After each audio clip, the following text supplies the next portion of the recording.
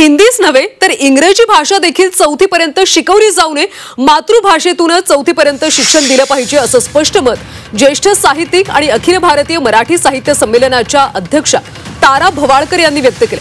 त्याचबरोबर त्रिभाषिक सूत्राचं ओझं विद्यार्थ्यांवर लादणं अन्यायकारक आहे, कोणत्याही भाषेला आपला विरोध नाही अशी परखड भूमिका तारा भवाळकर यांनी मांडली आणि त्यांच्याशी बातचीत केली आमचे प्रतिनिधी सरफराज सनदी यांनी। ज्येष्ठ साहित्यिका आणि अखिल भारतीय मराठी साहित्य संमेलनाच्या अध्यक्षा तारा भवाळकर यांचं काय मत आहे ते त्यांच्याकडनं जाणून घेऊया। आपल्यासोबत आहेत तारा भवाळकर।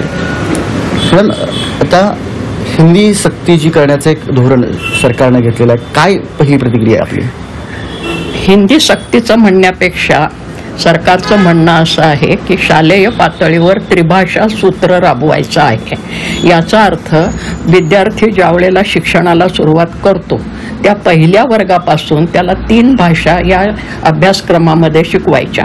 एक मातृभाषा, दुसरी परकीय भाषा म्हणून इंग्रजी आणि तिसरी राष्ट्रीय स्तरावरची भाषा म्हणून हिंदी, अशा 3 भाषा पहिलीपासून शिकवायच्या।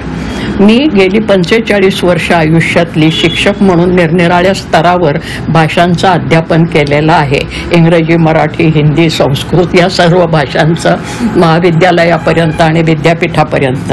प्राथमिक शाळेमध्ये मी सुरुवात केली त्यावेळेस माझं मत असं आहे, अभ्यासपूर्ण मत, अनुभवाचं मत असं आहे की पहिलीमध्ये विद्यार्थी जे दाखल होतात ते 6 वर्षाचे असतात, फक्त वय कोवळं असतं, त्यांना शाळा ही गोष्टच नवीन असते, शाळेमधले निरनिराळे विषय त्यांना नवीन असतात, त्या विषयांची ओळख त्यांना नवीन असते। एका ठिकाणी 3-4 तास बसण्या इतकी त्या 6 वर्षाच्या मुलांची शारीरिक क्षमता सुद्धा नसते। अशा वेळेला इतर विषयांची ओळख आणि परत त्या 3 भाषा, त्यातल्या 2 परकीय भाषा मुलाच्या दृष्टीने त्या परकीय असतात, तर ते ओझं लादणं हे अशैक्षणिक आणि विद्यार्थ्यांच्या दृष्टीने अन्यायकारक आहे।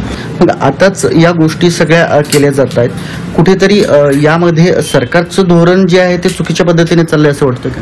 काय आहे, आता मला कुठल्याही राजकारणामध्ये पडायचं नाही आहे।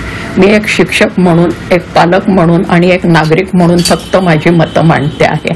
ज्यांनी कोणी हा प्रस्ताव मांडला असेल त्यांना जे सल्ला देणारे सल्लागार असतील त्यांचं आकलन हे मग तपासून पाहिलं पाहिजे असं मला वाटतं। कारण असं लोक म्हणतात की ते काही सगळे अज्ञानी आहेत का? अज्ञानी नसतात, पण जे तज्ज्ञ म्हणून सल्ला देतात त्यांना प्रत्यक्षातल्या अडचणी माहीत नसतात। कॅमेरा पर्सन सुजितसह सरफराज सनदी, झी मीडिया, सांगली।